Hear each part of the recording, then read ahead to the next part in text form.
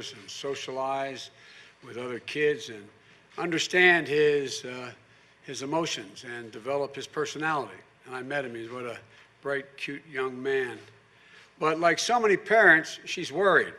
She's worried about her job as a dental assistant and notching changes in what she has to do to make things work. She's noticing changes in Noah's behavior since he hasn't been in school since March. As a matter of fact, he said to the principal, "Where's my teacher? Can I stay here and play?" We were in his classroom.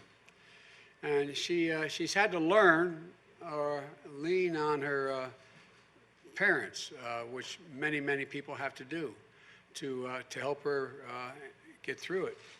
And it's really tough. But parents like Sarah in places like this center and the caregivers and educators who work here also give me a great deal of hope. You know, reinforcing my absolute determination that I've been pushing for over 2 years to triple the amount of money for Title I schools in those districts like this one, where every child in Title I district is able to have the benefits of an education at 3 and 4 years of age. That's why I couldn't think of a better place to talk about the third plank of my Build Back Better plan for the economy. This is about easing the squeeze on working families who are raising their kids and caring for aged loved ones at the same time, sometimes separately, but many times together. And it's about creating jobs with better pay and career pathways for caregivers and showing them that dignity and respect that they deserve. But I know it's hard. I know it's hard to think of a future when you're just trying to get through the crisis at hand. I know that the case of child care facilities across the nation is dire. People are looking for help desperately. And they've had to close their doors and lay off staff. And they're not getting the protective equipment they need to reopen. And the virus hotspots where they exist, and they exist all over the nation, they can't reopen at all. And we're in a child care emergency.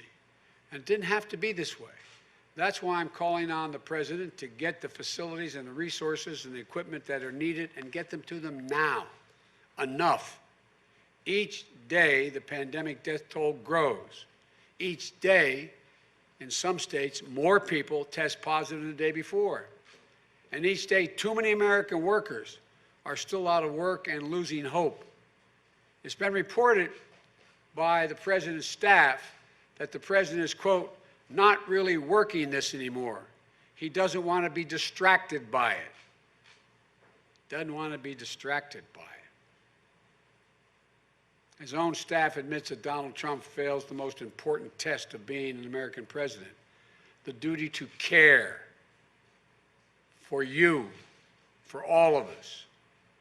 You know, it's also been reported that he'll block any funding for more testing and tracing in the next COVID relief bill, which is being discussed right now on the floor of the United States Congress. Just as states report record cases and hospitalizations and deaths continue to rise, this man simply doesn't understand. He can't deal with our economic crisis without serving and saving and solving the public health crisis. For all his bluster about his expertise on the economy, he's unable to explain how it will actually help working families hit the hardest. You know, he's quit on you, and he's quit on this country. But this election is not just about him. It's about us. It's about you. It's about what we'll do, what a president's supposed to do. The president's supposed to care, to lead, to take responsibility, to never give up. That's what presidents are supposed to do. Over the last 2 weeks, I've shared my agenda for economic recovery. I call it Build Back Better, because we can't just build back to the way things were before. We have to do it better. And the first plank of my Build Back Better plan rejects the defeatist view that automation and globalization mean we can't assure American workers lead to a future made in America. Made in America. The second plank helps us outcompete the rest of the world and tackle climate change. I'll put millions of Americans to work in good union jobs, modernize their infrastructure, while building a clean energy future, increasing jobs. Today, I'm outlining the third plank of my Build Back Better program, mobilizing a 21st century care and elderly childhood education workforce to deal with the caregiving crisis, and it's a crisis in this country. If we truly want to reward work in this country, we have to ease the financial burden of care that families are carrying. We have to elevate the compensation of those providing the care, the benefits and dignity of caregiving workers and early childhood educators. Even before the pandemic, millions of working families are faced with enormous financial and personal strains trying to raise their kids and care for their parents or loved ones who are living with disabilities. This is the so-called sandwich generation. Includes everyone from an 18-year-old daughter caring for a mom who suddenly gets sick to a 40-year-old dad raising his child and caring for his own aging parents.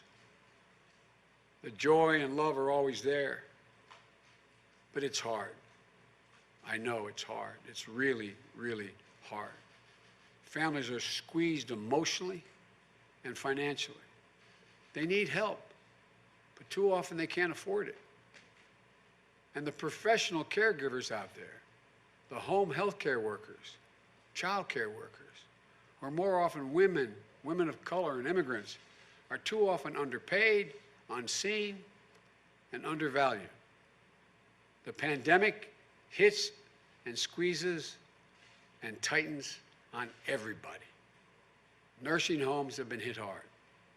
If you're a frontline worker, you struggle to find safe child care for your kids. Others of you have become unexpected 24/7 caregivers, trying to keep your children safe and learning while you continue to work remotely from home. If you had to put your career on hold indefinitely or seen your hours cut or your job lost, the confusion over school reopening only makes things worse. You know, in the last few months has only underscored how vital it is for families and older Americans to have more home care and community care choices that fit their real needs. You know, we're trapped in a caregiving crisis, within an economic crisis, within a healthcare crisis. You're doing everything you can, but this president is not. If I'm your president, here's what I would do. First, let's start by caring for aging relatives and loved ones with disabilities, helping them live independently. Here's an example. Right now, there are 800,000 people who are eligible for home and community care through Medicaid, who've already signed up for it. But they're waiting for a phone call back. For some, the wait is 5 years. 5 years. My plan makes a bold investment so states can clear the waiting list. To make sure we ease the financial burden for more families going forward, we have to make long-term federal investments. We'll have a major innovation fund that allows states to test and expand successful ways to improve home and community care and increase prevention and reduce the cost of hospitalization. Think of expanded vital services like rides to appointments, meals, day programs for seniors, making their homes safer for them. It builds on an innovative and creative provision under the Affordable Care Act, the very program the president ceaselessly is trying to gut. For example, there's a pilot program now in 27 cities in 16 states where a nurse, an occupational therapist, and a handyman come to the home that's caring for an aging family member. They might not be able to cure mom's Alzheimer's, but they can make sure she doesn't break her hip. So they walk through the house. This is what's going on now. And they install handrails in the right spots in the house, in the bathroom. Or they fix the door that's stuck so she doesn't trip while she tries to open it. It initially found that about $3,000 in program costs yield more than $5,000 in saving to the government, from hospitalization to other reasons. Simple steps to save lives, save money, and provide critical peace of mind. Here's another example. Whether you live in rural North Carolina or central Philadelphia, people of color or economically distressed communities face punishing health disparities from a system of systemic discrimination. They don't have health insurance. They don't see a doctor. Sometimes language is a barrier. And they slip through the cracks, slip through the gaps, so their treatable condition, because they can't afford to go to the doctor, becomes a chronic condition. That's why community health workers are real heroes. They go into these communities. They make sure folks are getting the care they need. My plan puts to work 150,000 more of these workers in our communities throughout the country. These are the things we can do now. Secondly, we can also make high-quality child care affordable and accessible. My child care plan is straightforward. Straightforward. Every 3- and 4-year-old child will get access to free, high-quality preschool like students have here. And low and middle-income families won't spend more than 7% of their income on child care for children under the age of 5. The most hard-pressed working families won't have to spend a dime. Here's how it works. They can either decide to get up to an $8,000 tax credit for child care. For a middle-class family with a couple of young kids spending $300 a week on child care, that means an annual savings of $8,000 in their pocket because it's a tax credit. It means everything for working families living paycheck to paycheck. Or the federal government would send funding to states, which then work with child care providers to cover the cost for working families with young children. Over 7% of their income would not have to be spent. So say both parents are working and need child care. You go to childcare.gov, which is created under the Obama-Biden administration to help fund child care that works for you. Under my plan, it takes you to your state website. Local child care centers pop up. You can call or fill in your information. You apply to which one you want to go to.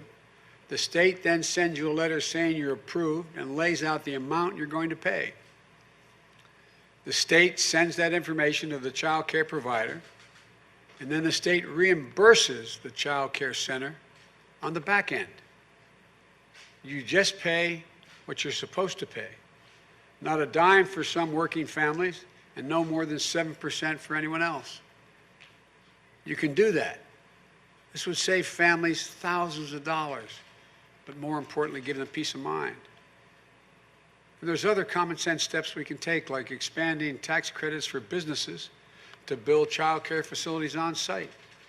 So you can go to work with your child, put them in a child care center that the company got money for, a tax credit for building, supporting more and more and giving peace of mind to a family. And when you're finished work, take that child home. Supporting more aftercare, weekend and summer cares for programs for families. Third, we expand access to caregiving. We need to pay and support caregivers beyond what they are now. They're doing God's work, but home health workers aren't paid much. They have few benefits. 40% are still on SNAP or Medicaid. So my plan is direct. It gives caregivers and early childhood educators much needed raise. No one should have to work more than one job to make ends meet. Under my health care plan that defends and expands Obamacare, there'll be more affordable health insurance. I'll make sure these workers have an effective way to unionize and collectively bargain and protect their rights and earn benefits. This plan will help workers, especially those without a college degree, help them gain new skills in good-paying industries like healthcare. It provides new pathways to advance their careers. For example, a home healthcare worker can have access to training needed to become an EMT or a nurse, or physician's assistant, or even a doctor. Or the early childhood educator can receive coaching to keep delivering high-quality learning experience. We can do this.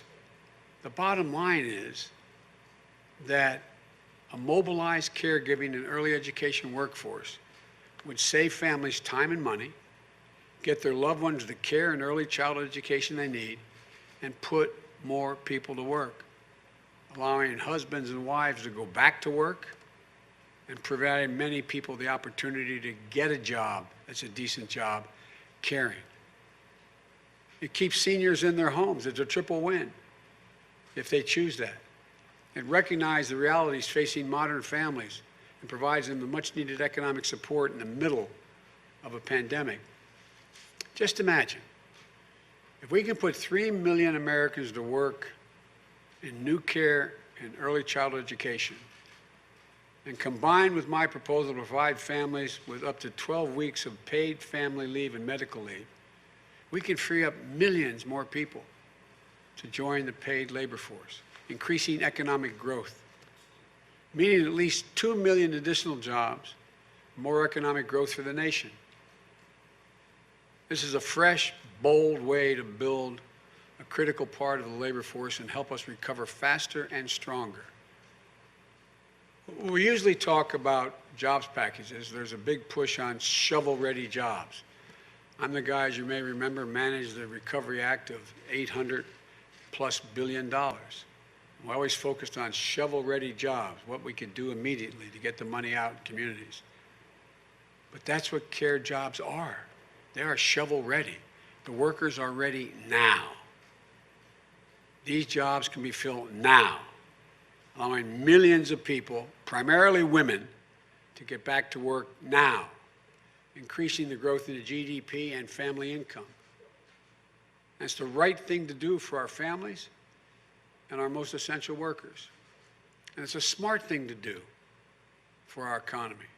Today, millions of our people can't fully pursue the jobs and careers they dream of due to the caregiving squeeze. That means tens of billions of dollars less in wages each year for our working families. It means more disruption for our business, fewer jobs, and growth in our economy slow. This is both a moral and an economic imperative for the nation, in my view. And the way we pay for it is by rolling back unproductive tax cuts. Some of the $2 trillion tax cut the president put through, closing loopholes, unproductive tax cuts for high-income real estate investors while ensuring high-income earners pay their tax bills. We invest that would add up to $775 billion over 10 years. We invest that in building our economy back better than it was before, growing the economy stronger. And tomorrow, I'll be joining a virtual town hall with SEIU members, home care workers, fast food workers, janitors, to hear directly from them about why this matters so much to them. Because you see, this is about something bigger. This is about dignity and respect for working people.